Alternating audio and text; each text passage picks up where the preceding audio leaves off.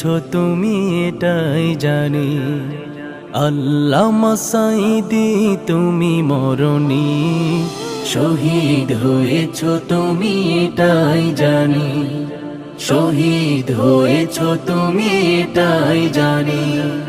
কারাগারে কাটালে 13টি বছর, বাতিল কেঁপেছে তোমায় দেখে থর থর।